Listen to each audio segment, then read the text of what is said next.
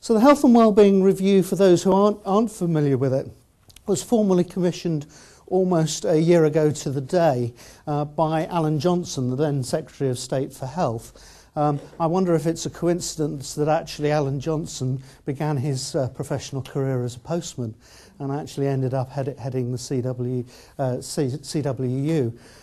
before he then moved on into the corridors of power. As part of the response, the government accepted all the compelling findings in Dame Carroll's work. And you remember that the headline from Dame Carroll's work was that the cost of ill health in the working age population was the equivalent of running a second NHS, over £100 billion. And it was a call for action, and as part of the government's response, the government, in terms of looking to the public sector to start to become an exemplar of some of these principles of health and wellbeing, took the brave step of announcing an independent review of the health and wellbeing of the NHS. And I guess when I was first approached about the review, my initial reaction was not to touch it with an 18-foot barge pole.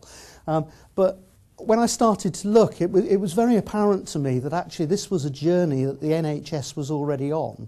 And it wasn't virgin territory. There was already a recognition that staff health and wellbeing was important to the service that the NHS provided.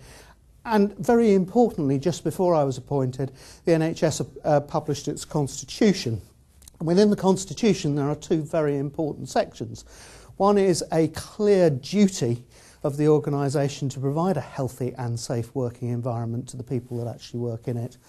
But also, very importantly, and I think when we talk about health and wellbeing, I think actually it's important to reflect individual responsibility. So the NHS Constitution also contains a very clear reference to the fact that staff have a responsibility to look after their health in terms of and recognise the impact that that might have on the services that they provide to their patients.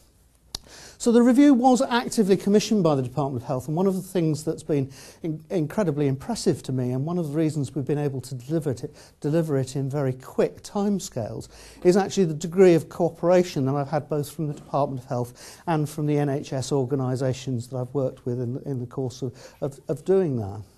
And I guess what we set out to do was not to look at occupational health services in the NHS. And it wasn't a review of attendance or absence in the NHS, which is what the sort of headlines tend to bring out and highlight. But it really was, our intention was to look at how the organisation approached health and wellbeing and what could be done to improve that. And the interim report, as the chairman said, was published on the 19th of August. It's been followed by a breakneck series of consultation and engagement events across the country. I've done nearly 7,000 miles in the course of the review and 3,000 miles in 6 weeks in the engagement events that we actually undertook. In the course of, and what we've then done is to draw that together. And my intention is to hand the final review report to the Secretary of State and the Department of Health this afternoon, in fact. And I'm hopeful that the Department of Health will then formally announce the receipt of that and how they propose to take things forward in the next couple of weeks or so.